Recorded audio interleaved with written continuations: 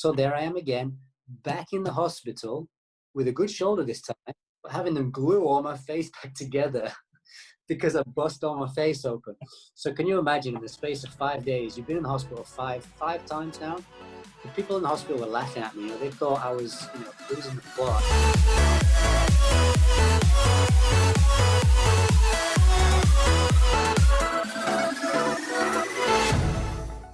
Hey everyone, welcome to the Roe Show. This is our very first episode, so we wanted to start outside the box with freestyle jet skier Lee Stone. He can do flips and twists on his jet ski that we've never even thought about. I don't know about you, but I never even thought about doing a backflip on a jet ski till I saw his videos.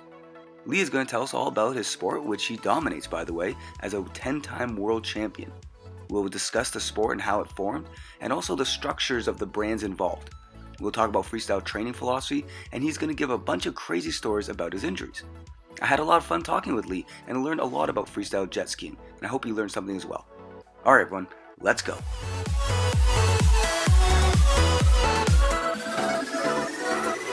Show man, how are you doing?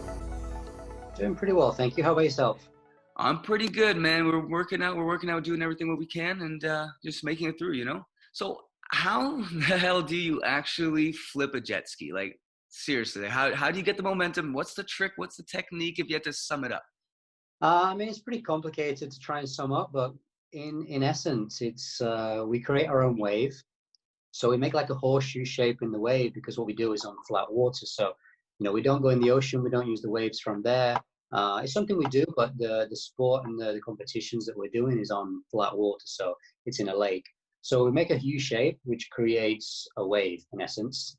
We also have a trim system, which what that is on the left-hand side of the handlebars, you have a lever.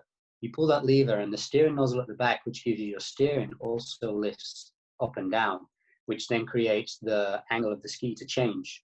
So we'll make a wave, hop into the wave, and right as we hit the wave, we'll hit the trim system, which lifts up the nozzle, full throttle, and that actually kicks the front of the ski up along with, it's very similar to doing a backflip on a trampoline as far as your body movements and things like that.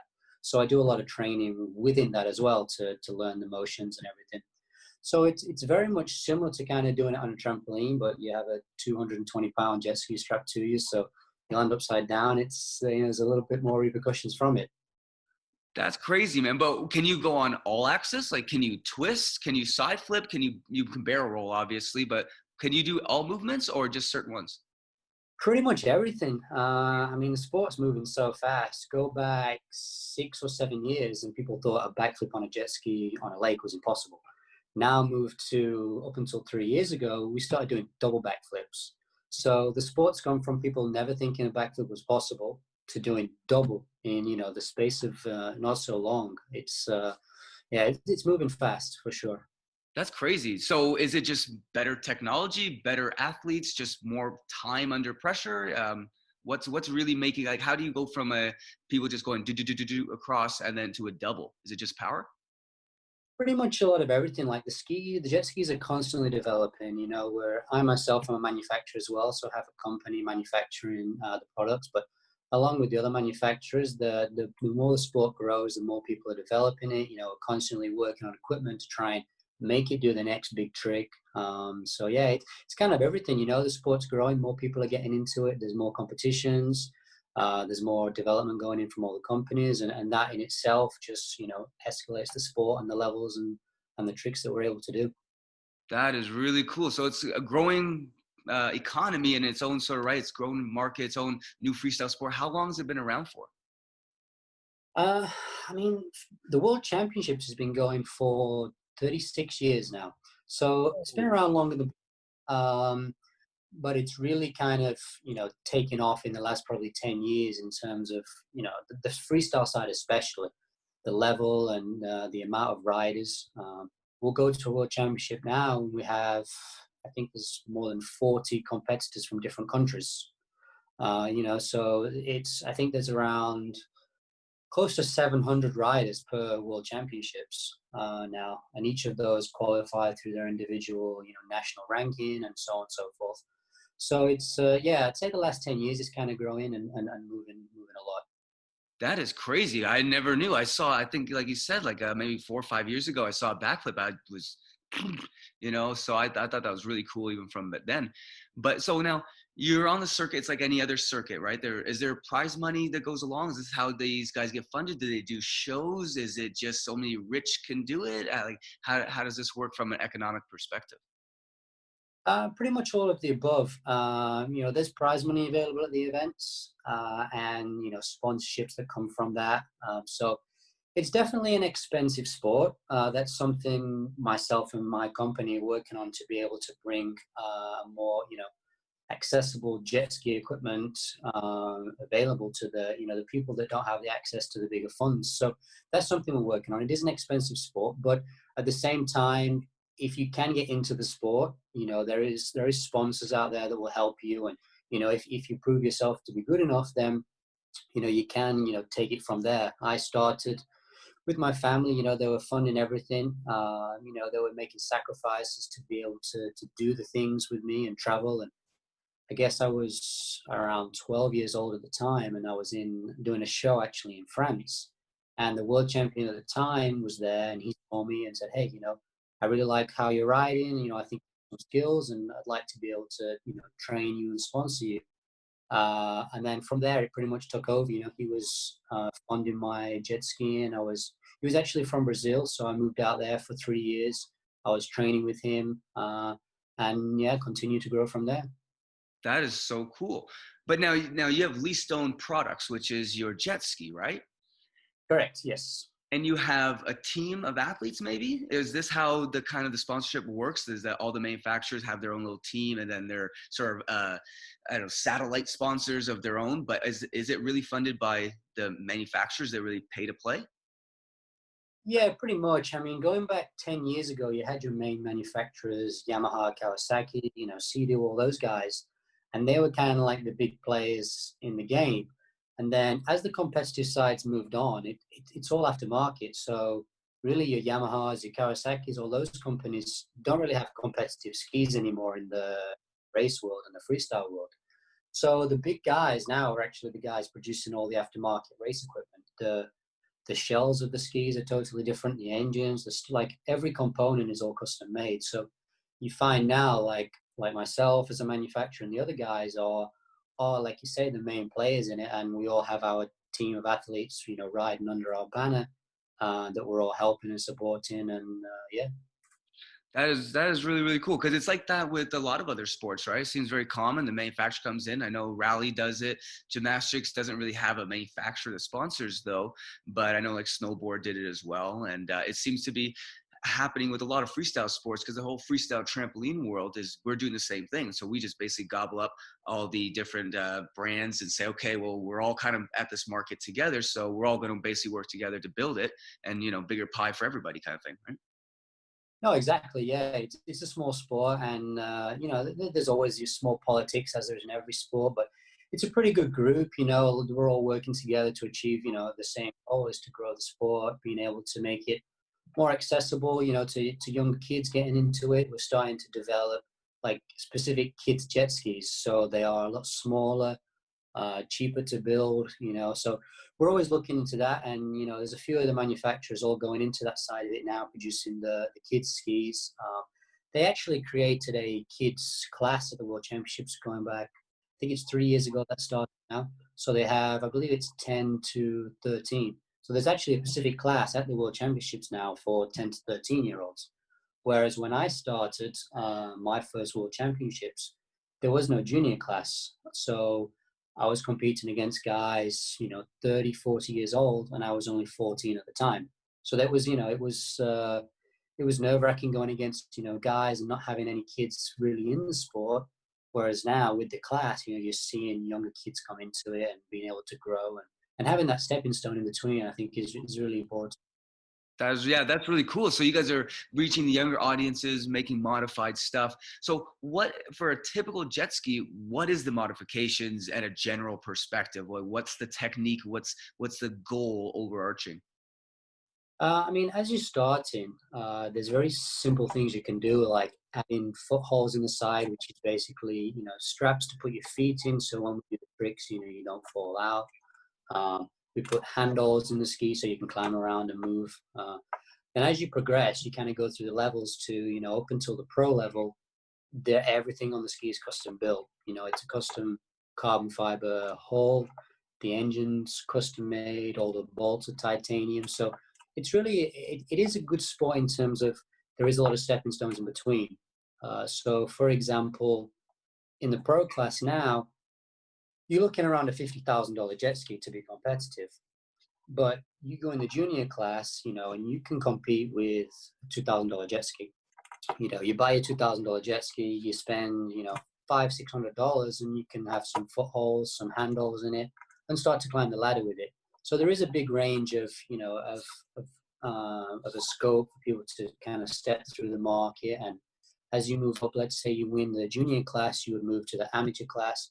And again, the budget gets a little bit more expensive, but you have that stepping stone to keep moving to the next levels. And generally, by the time you get to, potentially get to the level of where maybe the most can't continue with funding it, that's kind of where the sponsors usually pick up and take over from that point if they see you have, the ability to continue and it's worth the investment to them.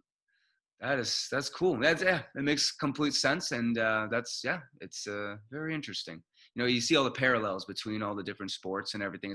It's kind of cool because a lot of people are so focused in their little market that they don't see the similarities and what they can learn from everybody else. But so now you have all these stepping stones, but someone young wants to get into it.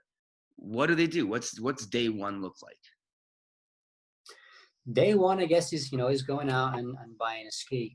There's a lot of information out there. You can follow, my Instagram, or there's hundreds of guys out there who are competing and are pretty good at keeping involved in their, their followers and things to keep up to date with information on helping you get into it. So first day one is, you get a ski, depending on what kind of application you're looking for. Like, for example, if you're going to look down the freestyle route, the most popular is buying a Yamaha Superjet. They've been around for decades, so you can pick them up pretty cheap. You can probably find one for $1,000. A couple $1,000 gets you a really nice, clean one. That's pretty much what I started with too, was a Yamaha Superjet. And you just work from there. Watch YouTube, check out all the videos. There's so many things you can learn without doing so many modifications that you've got probably a couple of years within that Superjet that you can continue to keep learning until you're ready to, step up and need more equipment.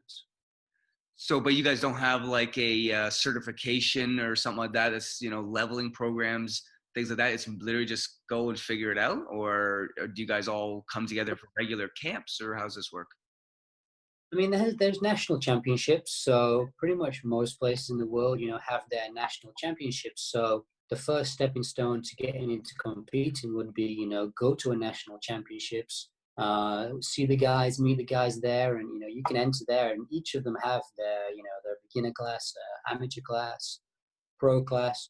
So you have guys going there to compete that really don't know how to ride so well yet because they've just started, but it's the experience of going to the competitions, seeing the guys, and being able to talk to people and get some help with it. So there's definitely lots of avenues where you can go to the event and learn, and you don't really, you don't need to know anything about the jet skis, even if it's your day one.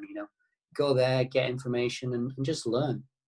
That's interesting, so you guys are a lot more practical experience sort of thing, where like in gymnastics, I know that they are a lot more, okay, well, we're going to do all this proper steps. We're going to do the conditioning and flexibility and all that. And you can see that, but then you have sports. It sounds like yours is like that, where it's more just, hey, figure it out, get a team of guys together that all want to kind of learn, play with it. But eventually you're going to have to just go for the flip. Is that kind of how this goes? A little bit, yeah. I mean, as the sport grows, hopefully it'll move into, being more mainstream with having accessibility like that. But at the minute, yeah, it's kind of just, to a certain degree, you're on your own a little bit until you, make that step to go to the competitions and kind of learn from the other guys. That's interesting. So this is good for social media because this is the only way information can easily propagate, right? So this is almost like a testament to the new generation's ability to just get literally everything at their fingertips. Exactly, yeah, and it's great for sponsors as well. So if everything's based, like you said, majority on social media. So again, that gives advantages to the industry. So the companies want to help the young kids out. It's all social media based, so they grow their following, they grow their showing their products to other people. So yeah, it's a big thing nowadays. I think with most things now, it's generally taken over.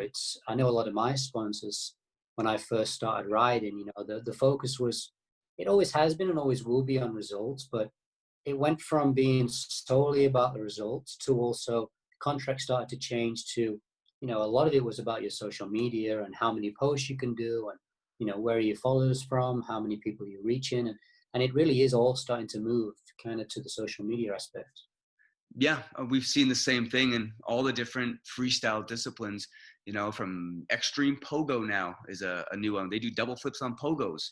Like it's all these different little pop-up, like I'm calling like a satellite industries. I don't know, but they're taking up real estate on social media, really, and saying this is my borders, this is what our belief system is, and everyone kind of does that, but it lives online now in a real world kind of way. Like, oh, offline or online, that's that's not real. Out here is real.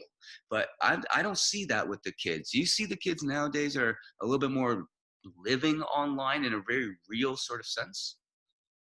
Absolutely, yeah. I mean, it seems to be the first thing that people go to now for everything. I think in a way it's great that the kids can have a huge spectrum of information right in front of them. I think there's definitely certain degrees where that spending too much time online and not living in the real world, it sometimes becomes a problem. But used in the right way, being able to have all that information at your fingertips. You can go online now, and it doesn't matter what sport it is, you can pretty much find all the information you need on your phone. You don't have to leave the couch.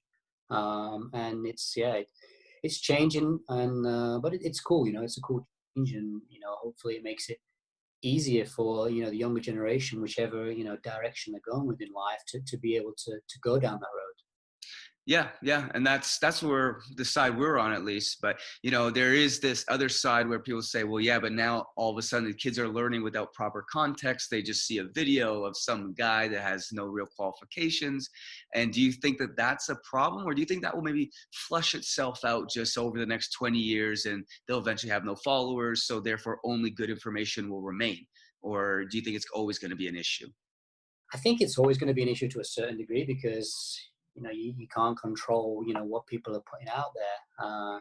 I guess that's just something that comes down to you have to rely on the user kind of using his common sense and trying to decide for himself what is the right information and what isn't. I think if you research it enough, you're going to find enough of the pros versus the cons against the different information that's out there. Yeah, I think so. It really comes down to personal responsibility, something some people really like to run away from. Yeah, Yeah. absolutely. Yeah, and that's what I love about freestyle sports. It basically says, look, the sport is based on these parameters, and either you can do it or you can't do it. And instead of always kind of dabbling around with relativism and all this sort of other stuff, oh, it's not my day, all that sort of, what do you call helicopter coaching and helicopter parenting and all this sort of stuff.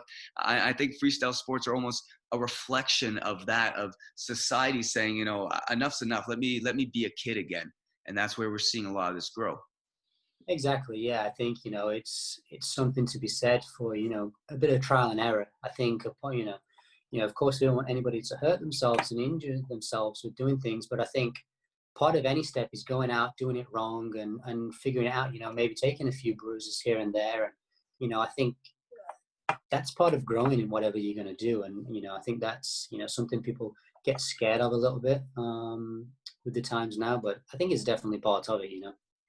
Yeah, I think it'll be up to the new generation simply to, make or break it, really. If what they produce as a whole is actually really good, it might lift us into a whole new sort of way of looking at life.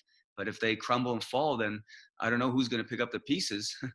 But okay, so now athletes are always training, they're developing, they're building their skills.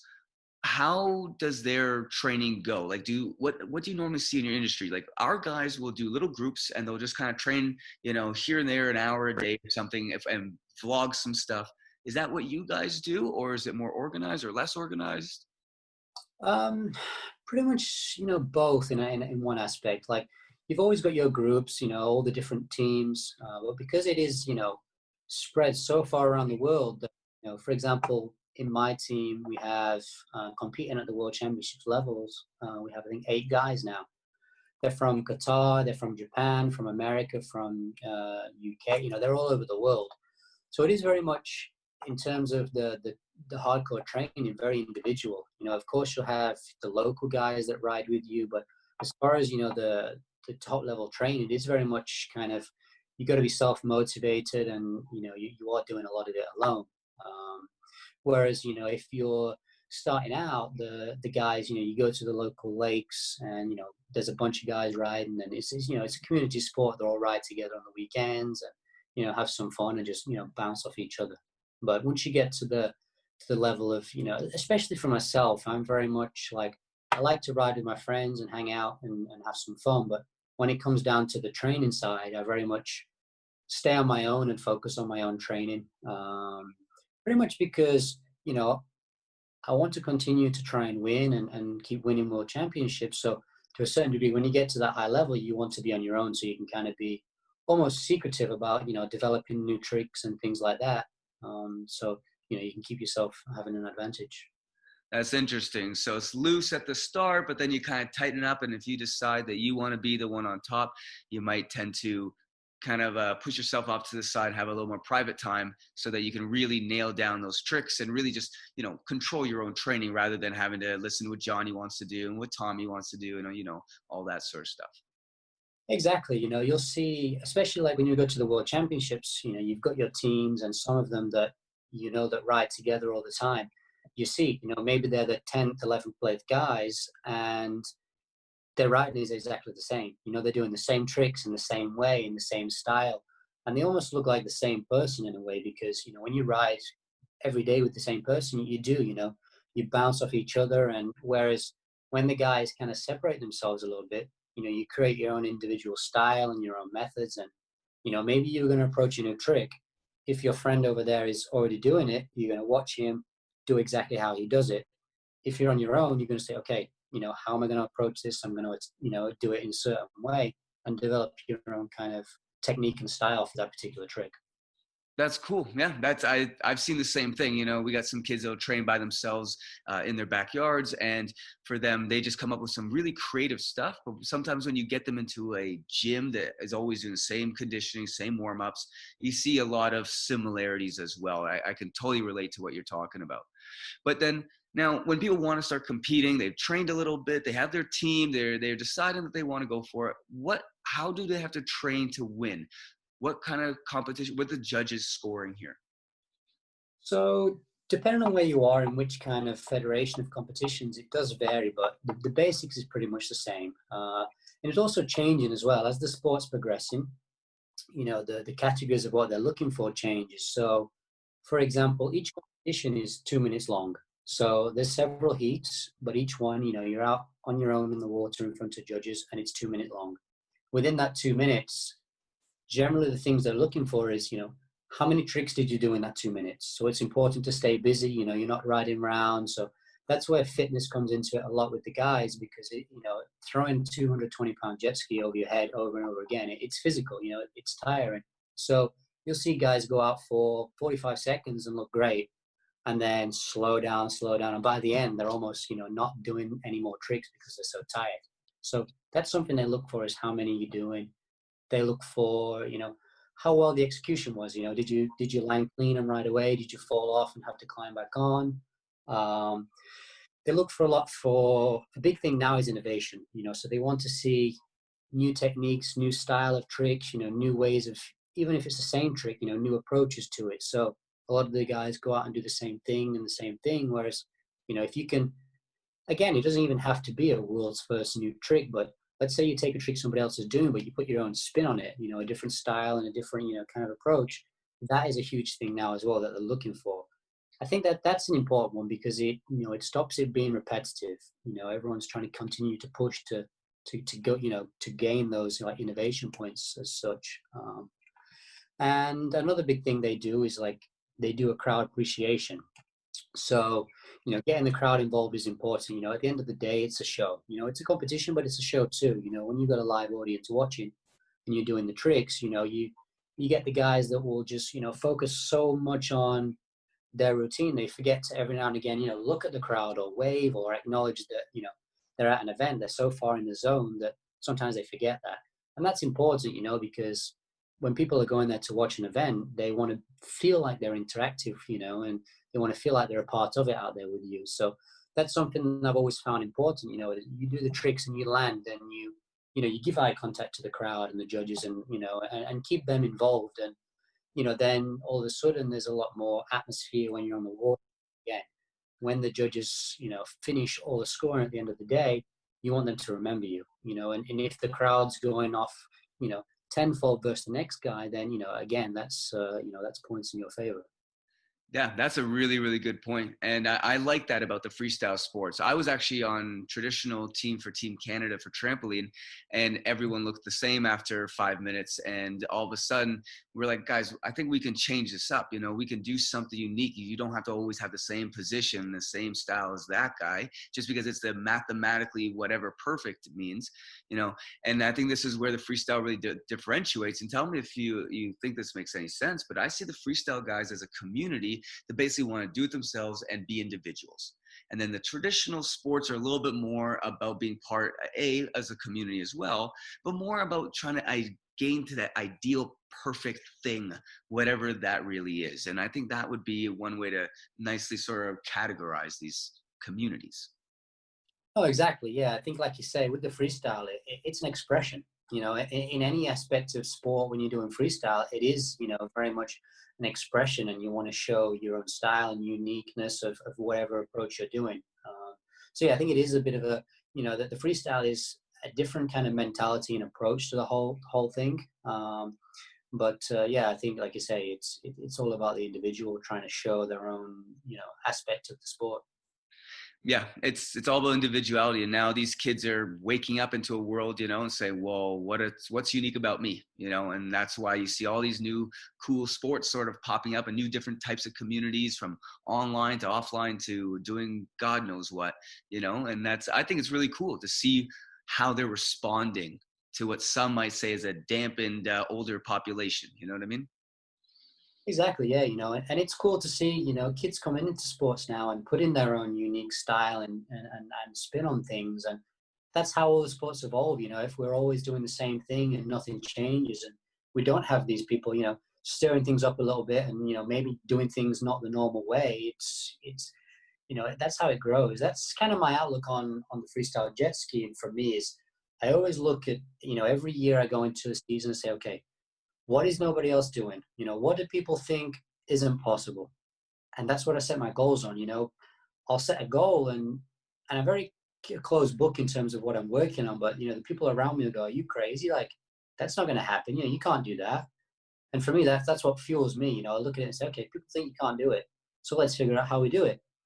And I think having that mentality in any kind of sport or approach to things, is what sets you apart from the next guy. I agree. It's building.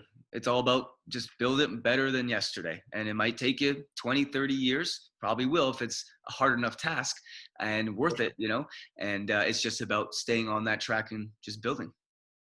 For sure, yeah. Every day is a new day, and I always say every day I learn. People ask me, where do you go from here? How can you do more than what you're doing? And there is no stopping. Every day you learn something, and what you think is impossible tomorrow, might not be. Because you don't know what tomorrow brings. Yeah, 100%.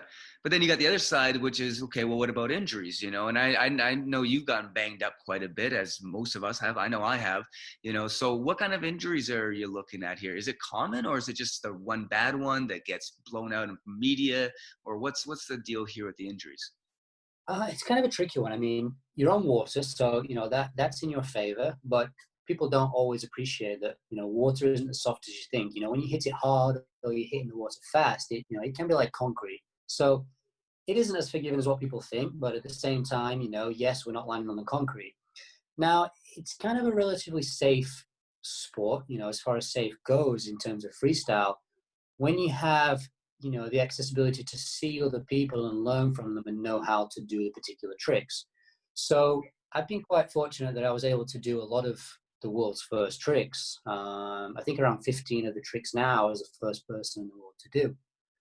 So that's where the injuries come into it. I don't have any information to go out there and say, okay, how fast do I need to do it? Where do I need to put the jet ski? What about my body? If it goes bad, how do you get out of it and those kind of things. So that's kind of where my injuries came from, was all of this new tricks pushing. Yeah, I mean, I've had a fortunate career, but as far as injuries go, I've had my fair share of bad luck. I've had, I think, 7 surgeries now. Full shoulder reconstruction. In this particular shoulder, I have 12 screws, 2 pins, a metal plate, a bone graft from my collarbone. I've torn my bicep tendon, done my ACL knee surgeries and surgeries. Yes, that's crazy. I have a back surgery pretty much imminent. So yeah, I mean, but again, that's all from learning new tricks, going out and learning the tricks that are already out there that people are doing, because you have that knowledge, again, becomes 10 times safer in that aspect. So you can pretty much go out and try a backflip, and if you listen to the information that's out there and follow the steps, chances are you're not going to get injured. It's just when you're going down the unknown, that's where the injuries tend to kick in. So you gotta just make sure that you're looking out for that information and finding it wherever you can get it. Absolutely, plenty of safety gear. Helmet is a huge must when you're trying these things. The life vest. Put as much stuff on as you can. Like, especially when I'm going out to do a new trick. I'll look like the Michelin Man. I have shoulder pads, knee pads. I don't care what I look like. I care about that. If this goes wrong, and it goes bad, I want to be able to get back up and go and try it again. So put all those things on. Don't be afraid to put all the safety equipment on, and just think twice before everything you do. Make sure you got all the right information, make sure you know exactly, how to do it. It sounds really daft, but I believe it works, is that when I'm going to do a new trick, I will have done that trick in my head 50 times before I'm going to do it. I'll have been riding in my head and figure out, okay, I'm going to be here. And if it lands, I think if I'm in this position, this is how I'm going to get out of it if it goes wrong, and all those safety aspects of it, that's really important, that when you then go to try these tricks, you've got the confidence already, because you're already in your head know all the aspects of what can and can't go wrong. So it's all mental prep. It's not like you're gonna, like I was thinking in my head, if I had to learn this, I would go like do the sea-do, and I would literally do like a quarter flip with it, knowing that I wasn't gonna go for it, but like do like a little flip to kind of feel what it's like with that jet that shoots out that throws you guys up. And I would kind of build it around the side of it. But once I kind of had like a, over the shoulder sort of, and I let go and sort of flop, then I would kind of be able to piece it over top. Could you do it that way? Or is it like, no way, you just got to go for it? I mean, to a certain degree, you can build up to it, but then there does become a point where, you have to kind of just go for it. So landing upside down, it doesn't hurt, as long as the biggest thing with it, if, for example, a backflip you're learning, the biggest no-go is letting go. So as long as you stay holding onto the jet ski and you land upside down, if you stay holding, all that happens is the jet ski lands, it'll push you under the water and you roll back up. The biggest thing that we see is that, they'll go out and try a backflip, get scared or get nervous, and they'll let the ski go. So the jet ski goes in the air, and all of a sudden it comes back down and it's landing on top of you. You can kind of avoid most of the injuries. That's interesting. I never really thought about that. Huh. Yeah, that's much where most of them come into, is the ski landing on top of you, or you landing on the ski when you hit the eject button. Okay, so now, you guys have mastered how to do the flips and stuff like that. But now I'm going to guess that you have some traditional jet ski guys that are kind of not very happy about the direction that this whole freestyle thing is going. Yeah, I mean, there's always the guys that, in our sport, it's kind of known as the old school and the new school. So, you have the older generation that, in the day when they were doing the old school, they weren't jumping out of the water and doing backflips. It was always submarines and, staying on the surface of the water. So you always have the guys that, don't like the direction they're going, because they think it's a lot of people have the approach of, it's becoming more about the equipment performance than the ability of the rider. And to a certain degree, that is true. But, there's so many guys out there with the good equipment that don't, have the ability to do what the other guys are doing. So no matter how much it does become about the equipment, you still have to be able to ride it. You still have to be able to ride. You still have to be able to put the time in, the dedication, the focus on the training, and, and every other aspect of it. So I think it's kind of a washout really in between, the equipment moving forward and, and the rider's dedication and, and passion to be able to want to do those things. That is cool. So yeah, you got to have passion, obviously. So, okay. So then what's your best moment then that gives you the most passion? Like something you remember, you go, oh man, I remember that day. You know what? I have two distinctive moments that give me goosebumps now just talking about it. When I first started, I started riding jet skis just with my family. I was 4 years old. Had no intentions of competing. Never even knew really competitions existed. It was just playing around as a family. Then I was 7 years old and started to learn more about the sport and saw they had like a national championships. So I started to go there and learn and saw, this competition. There was a world championships. I started watching YouTube and, following all the riders. And, from that first moment when I went to the first competition to watch it, I just knew straight away, one day, doesn't matter what I was going to do, I want to be the world champion, And of course, it was a big dream. I was, a kid. Couldn't even do any tricks, but I knew, the excitement that I saw, I was just in awe of these guys, what they were doing. And, from that day, I set it to be my goal. One day I'll figure a way out. I'll be the world champion. So moving forward to, I was 19 years old, and I won my first pro world championships. I won the amateur world championships when I was 14. I was the youngest person in the world to win it. Then when I was 19, again, I was the youngest person in the world, and I won the pro world championships. So that's kind of, something that will always be one of my achievements because, it was my dream to do that. And I had so many setbacks and, had so many things that I could have said, you know what, time to walk away. This is, the stars aren't lined up for me to do this. And, so many times you sit back and you think, should I stop? But I think, if you really believe in something and enjoy it and, don't give up. I'm here now and 10 world championships later and, I couldn't imagine, anything turning out better. I achieved everything I wanted to do and continuing to pursue, So I think that's the biggest thing is, it doesn't matter what it throws at you, just don't give up. I, even to the point of when I was in the amateur class, I was training so hard. I trained for the World Championships when I was 12 years old. That was when we decided, okay, we're going to take this to the next level. We're going to up the training regime and we're going to try and aim for the amateur World Championships. I trained all year for the championships, applied to go.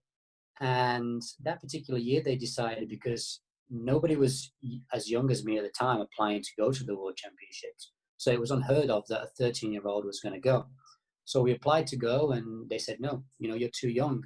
Oh. So I tried, and in the last moment they said, no, you're too young. We're not allowing you to go. It's going to be 16. And I was 13 at the time. And I was like, what? I feel like I'm ready to maybe win a World Championships and you want me to wait until I was 16. Then we put appeals in, and I was sending videos off to the organization to say, look, we feel that, qualified to be able to do that regardless of my age. We pushed and pushed and pushed, and, we got turned down so many times. And it was about 3 months before the World Championships in 2005. They said, you know what, we're going to let you enter the World Championships. So, we actually fought and changed the rules of the age. We went to the World Championships and I won. There was 35 guys in the class. I think the youngest person besides me was 28, 30 years old. And that was me turning up as a little kid. And, I don't believe I was any more talented than the next guy. I just feel that I was more dedicated. I put more time on the water. I wanted it more than those guys. And, I just never took no for an answer. And again, I think, going back to that is, don't take no for an answer. Keep pushing no matter what it is. And, you will always find a way. That is awesome. That is a really cool story, man. This guy's changing the rule book, literally, before he even did anything in the sport. That is very cool. That definitely takes dedication. But what is one of those days that really questioned that dedication? What was one of the worst moments? That is awesome. That is a really cool story, man. This guy's changing the rule book literally before he even did anything in the sport. That is very cool. That definitely takes dedication. But what is one of those days that really questioned that dedication? What was one of the worst moments? I mean, I've had a lot of moments, knocking me down in my confidence a little bit. But I think one that I'll never forget was I was at the World Championships 2 years ago, and I had a issue. I was always having shoulder issues. I had a couple of surgeries prior. Um, one of the injuries should have been, potentially a career in, ending injuries. The surgeons were telling me, we don't know whether you'll get full movement back in your arm. You'll probably never be able to be at that competitive level anymore. Had the surgery and I was doing rehab every day. My range of, even to this day, I have probably 40% range of movement on my right arm compared to, to a normal person. So I had to adapt a lot, coming back from that to be able to learn how to ride again, because there were certain positions that I couldn't put my arm and, I didn't have any strength. Then going into the World Championships, I was training hard, and it was 4 days before. I took a bad hit and I dislocated my shoulder. Pulled two of the screws out. I was, went to the hospital, they scanned it, they put my shoulder back in and told me, hey, you need surgery. There's two screws missing. I said, no, no way. I've just come back from another shoulder surgery. I've worked so I'm gonna be on that line of the competition. So they put it back in. I went home, ice all night. I was in so much pain. I went back the next day. Cut a long story short, and the next 3 days, I was in the hospital 4 times in 3 days, dislocating my shoulder. Oh, You know, man. like, my family are always supportive, and they always trust my judgment. And it was the first time in my life my dad came to me and said, do you think it's time we call this one quits? Because he saw how much pain I was going through. But for me, the pain wasn't the pain I was experiencing at that moment. For me, the pain was the last 12 months of fighting back from the shoulder surgery to get to the World Championships. That was pain for me. So this temporary moment of pain I was having was just, just another step along the way. So 3 more times in the hospital, putting it back in. I go to the first round of the World Championships. There's 3 heats over this particular weekend. I go to the first one and I won the first heat. Went back home and I was in complete agony, icing up. My girlfriend's there and holding ice. So I'm staying awake all night, keeping ice on it and everything. Go to the second day, and in the competition, up until recently I do now, but back then I wasn't wearing a helmet because I always had issues with getting disorientated in the competition, with throwing your head around and losing balance. And really very rarely that I ever have any injuries with my face or anything. I've been quite fortunate with that. So I've had all these injuries on my shoulder. I go into the second round. The first trick, I throw a double barrel roll. Was the first time anybody in the world's done a double barrel roll. On the landing, I hit my face on the handlebars, knocked 2 teeth out, bust my lip open. So on top of all these injuries of going to the hospital and putting it back in, I come back in and I'm bleeding all over the place. So I finished the run and I managed to win. So the third round, there's an evening one. So it's like 6 hours later after the second one. So there I am again, back in the hospital with a good shoulder this time, but having them glue all my face back together because I bust all my face open. So can you imagine, in the space of 5 days, you've been in the hospital five times now? The people in the hospital were laughing at me. They thought I was, losing the plot. They got to the point where they were telling me, look, we're not going to treat you anymore if you keep coming back. Like, it's our responsibility to tell you, enough is enough. We can't keep doing this and knowing you're going to be coming back. So they glued my face together, and that was that. So on Saturday night, back at the house, ice on my face, ice on my shoulders. Really, and I remember that was that one night I was going into the final round, and it was the first time in my whole career I sat there and was like, I don't know if I could do this. I don't know if I can get back up and take another beating. I was so mentally and physically drained, and my whole body was hurting from everything. I just kind of reminded myself, how far I'd come and all the other setbacks I'd done along the way. That, you know what, this is just temporary. Once this is over, I can soak it up and get healed up and do whatever surgeries I need. But I felt like I worked hard for it and I deserved it, and I wasn't going to let it go. So I got back up on the Sunday, went to the championships, and I won the final round and won another world championships.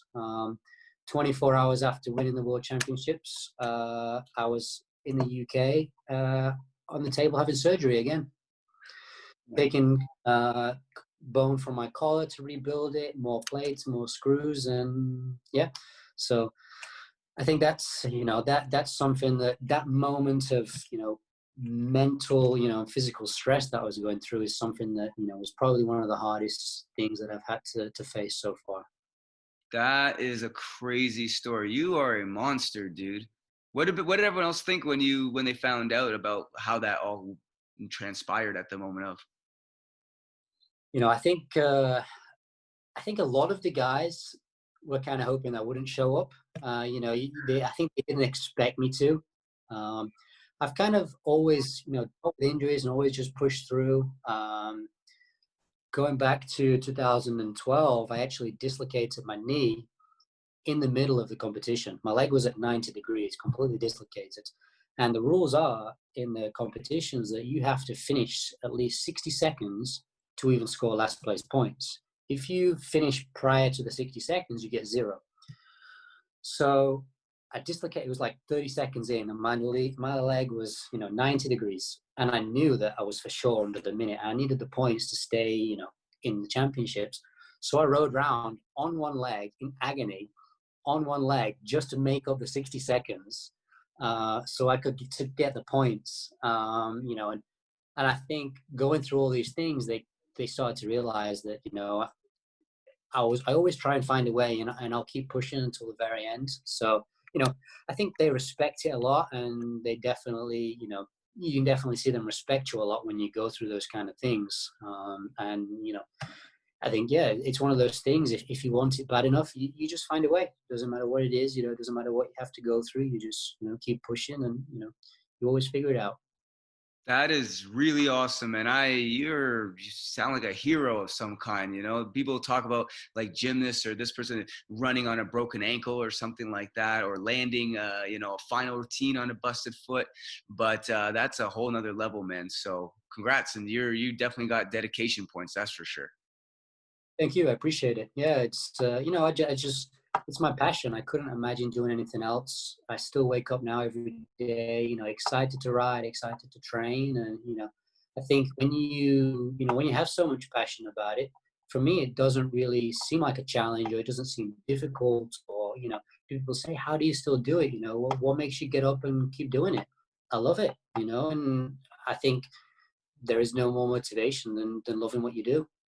Well, I love the part where you said that, that immediate pain right then and there really is still minuscule compared to all the time it took to even get to that position. And that, imagine losing all of that all at once. That is pain that would be way worse than any injury that I can tell. Well, obviously, besides a really major one, but I think you get the idea. And that's crazy, Yeah, absolutely. It's like you say, when you work so hard for so long, that you put in the effort day in, day out, it's when it comes down to it, I think mentally you change your aspect on things, and you're surprised what the body can enjoy. How much you put into it and how much something means that, you know, you can take an injury in a competition and you don't feel it. I mean, I can't speak for other people, but like I busted my face open, for example, I'd lost tooth, and I didn't really know. I could taste blood, and I didn't really know how bad it was. I just carried on, continued, and it wasn't until the second the competition was over, and I still don't remember it now, but apparently they're telling me I went back to the beach on the ski, got off it, and I fell over. I was like concussed or whatever, and I was in a pretty bad way with my face being cut open. And it wasn't until I finished that bang, the pain kicked in, and that's when you start to realize. But when the adrenaline's running, it's full steam ahead. So then that begs the question, are you going to recommend this to your own child? after all the Um, injuries and being bashed up? Was that something that you'd want your young athletes to go through? Or is that where you're now trying to get your ideas that if you can teach them all the things you didn't know, you can save them that headache, but still be able to love the sport? Absolutely, yeah. I think I'd like to think that, I've been the punch bag of a lot of it. And, if I can continue to, keep learning and developing the things, then, we can create a path for the younger generations to come into it. And, and they don't need to go what I've been through, and I think it's down to the certain individual. I mean, obviously, the day I stop, there's going to be a day where the younger generation are passing what I'm doing and developing new things.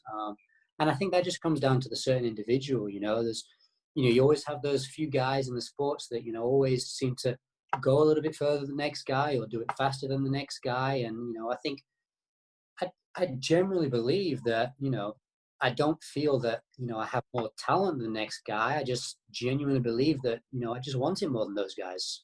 All the competitors, all the guys I'm competing with, I don't for one second go there and think, I have more ability than them. They can't beat me.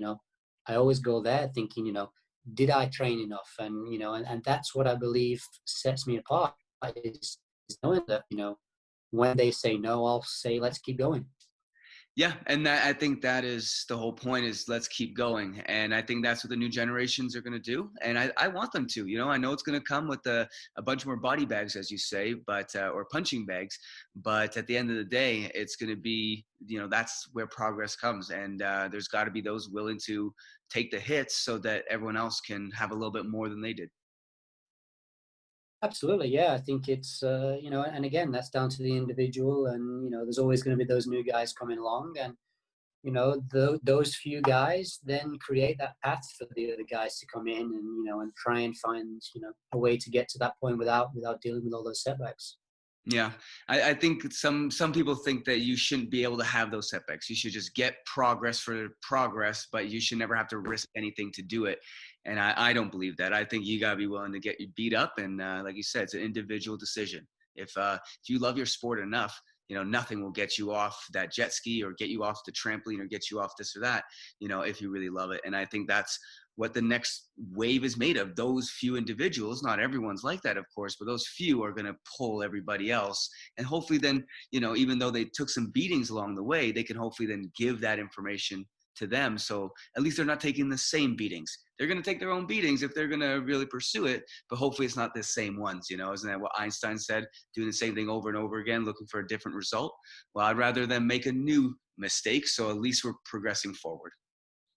Absolutely, yeah. I think you see so many people coming into the sport, and they want to get to the top level overnight. You see it in all kind of sports that some of the guys don't want to pay their time. I believe you've got to pay your dues. You've got to go through from step one all the way to the end.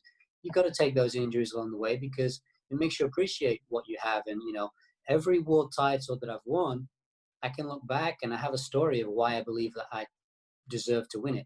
It didn't come easy. It wasn't just a walk in the park. I went through one thing or another in every single one. And, you know, and that for me, I don't do this for anybody else. I do this for me. Winning a world championships isn't about, you know, about getting the picture in the magazines or making prize money. Of course, all those things are nice aspects that come with it. But ultimately, I do this because, I want to go to bed every night knowing that I was the best I could be, and when I set myself to be, to set a goal that I made it happen no matter what it was.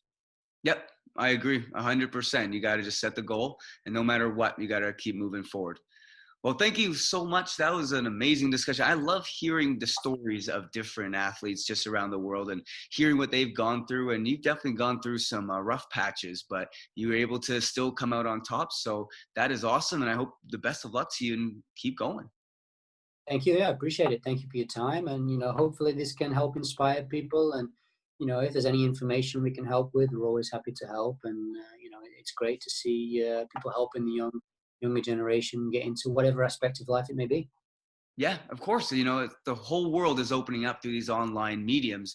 So right now, it's almost like the wild west of social media with new sports popping up. So the more we can share with the younger generations, the better chance they have at not getting, all smashed up throughout their journey.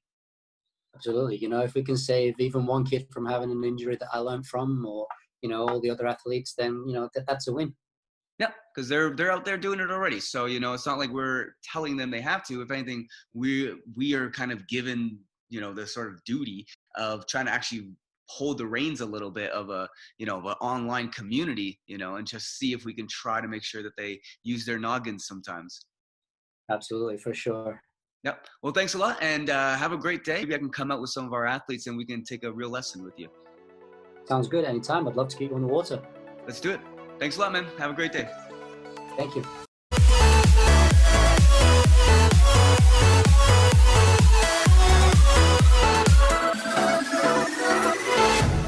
Well, I hope you guys enjoyed and learned a few things. There's a big world out there worth exploring, and I'm happy to be able to bring these great experiences right to you through this podcast. If you enjoyed this podcast and learned something, please share and take a screen grab of our funky cartoons and hashtag GRT certified for a chance to win a shout out to our community. Also, please leave us a review to be part of helping this information get out into the industry. It's much appreciated. Along with these podcasts, we have a large online content hub that we call the GRT Network, with many other interviews and full tutorials and written content discussing everything about acrobatics. We will be constantly growing this archive of videos like a cross between Netflix and Wikipedia for anyone in the acrobatic industry. We also have a complete online educational program for athletes of all levels that provides a do-it-yourself pathway to success for any acrobat. Check out our constantly growing library of playlists that will teach you anything from tightening up your social media, to how to get around fear, to even learning all the biology that underlies all your acrobatic skills. We work very hard with our team around the world to provide this exclusive content for you, and appreciate any donations made to the FTA to help keep these episodes coming at you. And if you want all the content, become a GRT Network full member to get exclusive content before everyone else and access to special discounts and giveaways through our amazing global partners. Thanks guys, see you next episode.